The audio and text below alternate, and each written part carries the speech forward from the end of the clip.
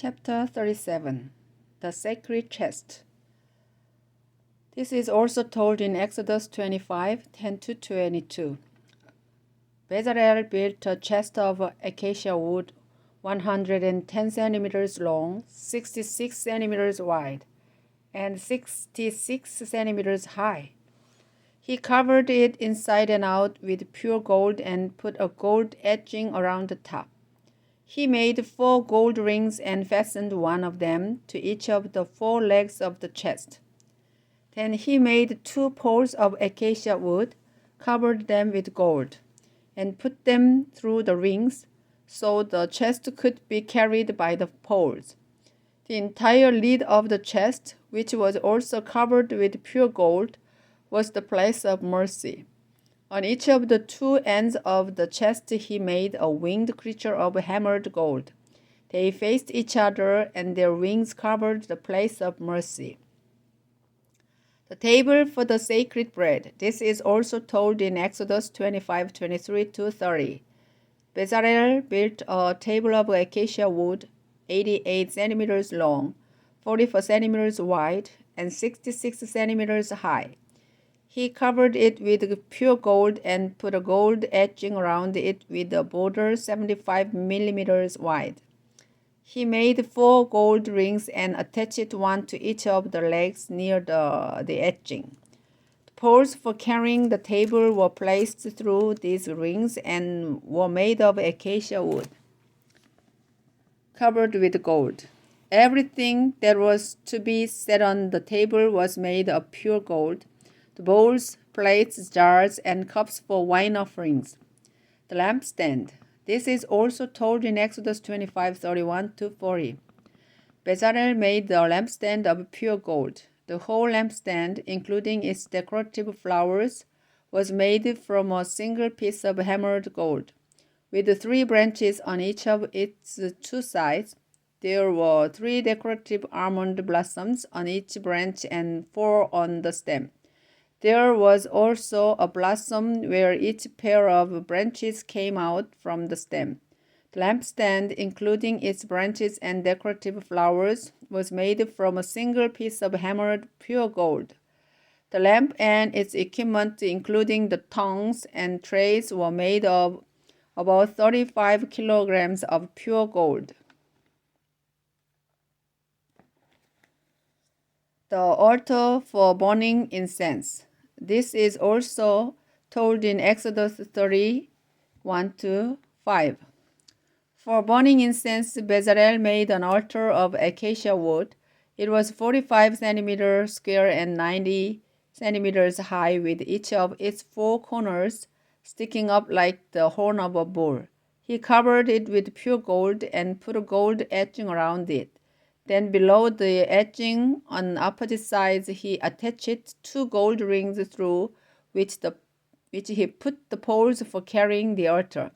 These poles were also made of acacia wood and covered with gold. The oil for dedication and the incense. This is also told in Exodus 30:22-38.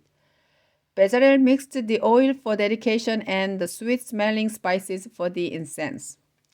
Chapter 38 The Altar for Offering Sacrifices. This is also told in Exodus 27:1-8. Bezalel built an altar of acacia wood for offering sacrifices. It was 2¼ meters square and 1⅓ meters high, with each of its 4 corners sticking up like the horn of a bull, and it was completely covered with bronze. The equipment for the altar was also made of bronze.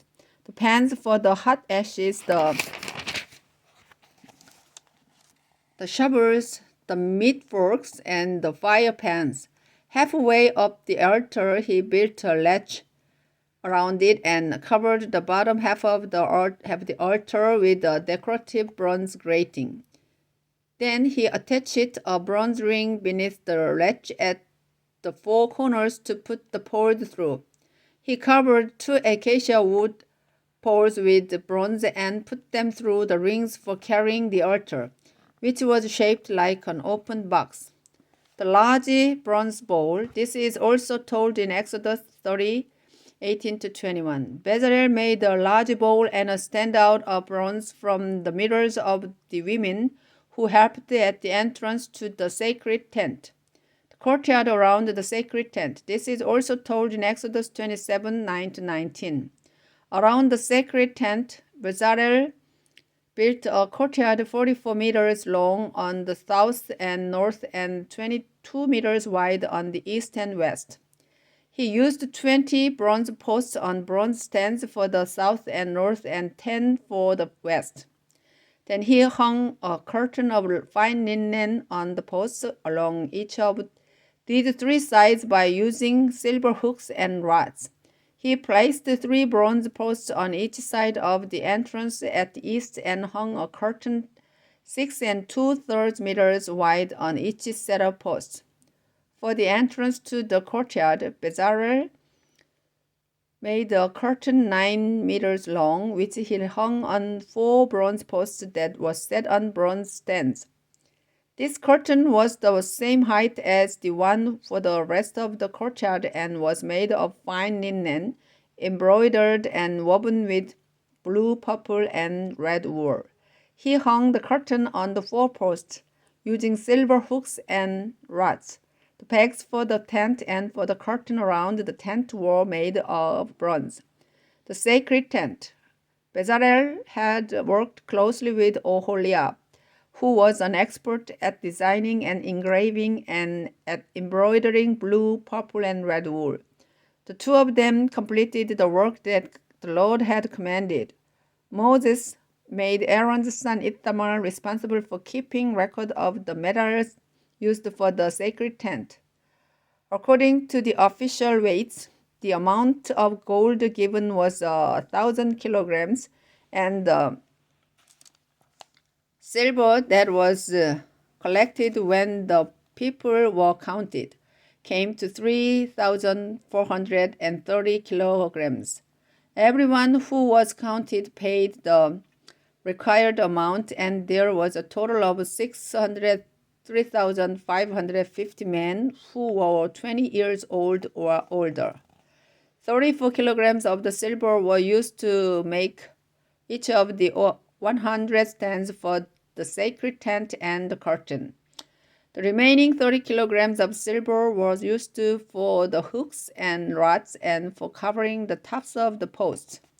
2,425 kilograms of bronze were given, and it was used to make the stands for the entrance to the tent, the altar and its grating, the equipment for the altar, the stands for the posts that surrounded the courtyard, including those at the entrance to the courtyard, and the pegs for the tent and the courtyard. The priestly clothes are made. Chapter 39. Making the priestly clothes. This is also told in Exodus 28, 1 to 14. Beautiful priestly clothes were made of blue, purple, and red wool for Aaron to wear when he performed his duties in the holy place. This was done exactly as the Lord had commanded Moses. The entire priestly apron was made of fine linen, woven with blue, purple, and red wool. Thin sheets of gold were hammered out and cut into threads that were skillfully woven into the apron. It had 2 shoulder straps to support it and a sachet that fastened around the waist. Onyx stones were placed in gold settings, and each one was engraved with the name of one of Israel's sons.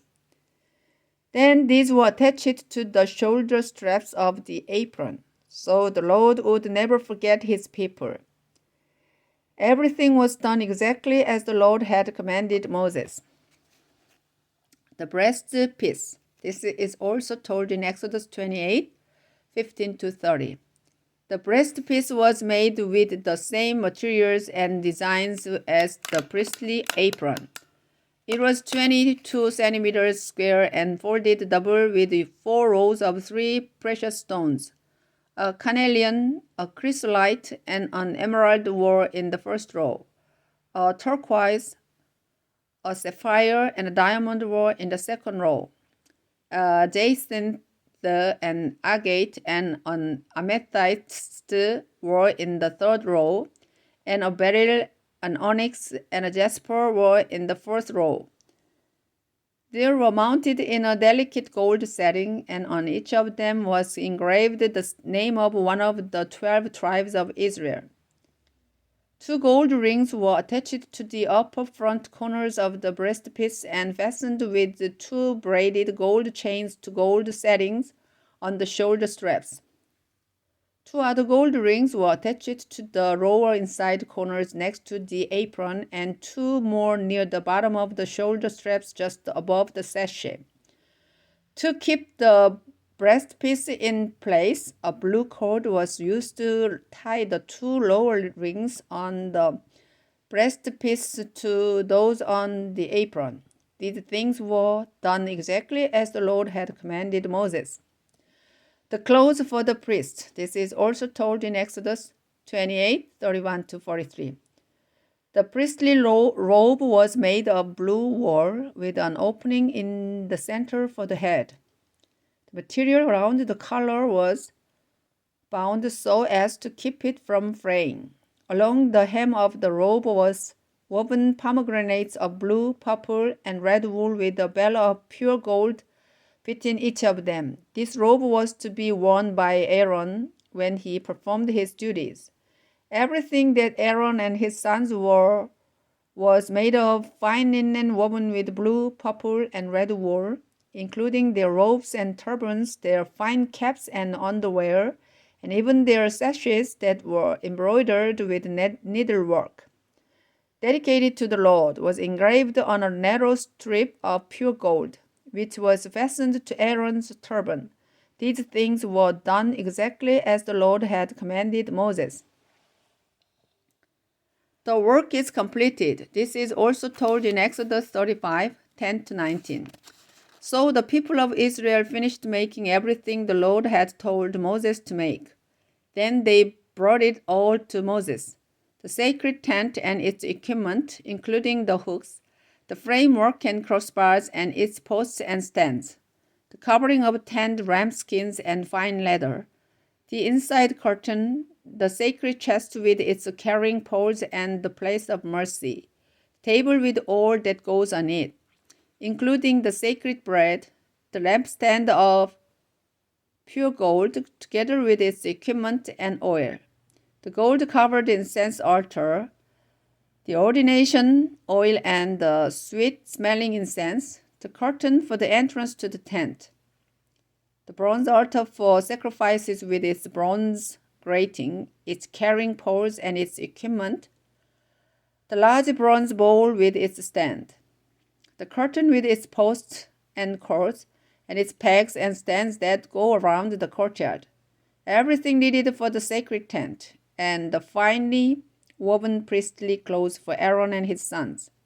When Moses saw that the people had done everything exactly as the Lord had commanded, he gave them his blessing. The sacred tent is set up. Chapter 40. The Lord said to Moses, "Set up my tent on the first day of the year, and put the chest with the 10 commandments behind the inside curtain of the tent.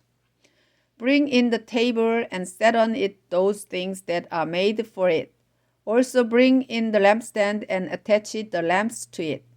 Then place the gold altar of incense in front of the sacred chest and hang a curtain at the entrance to the tent.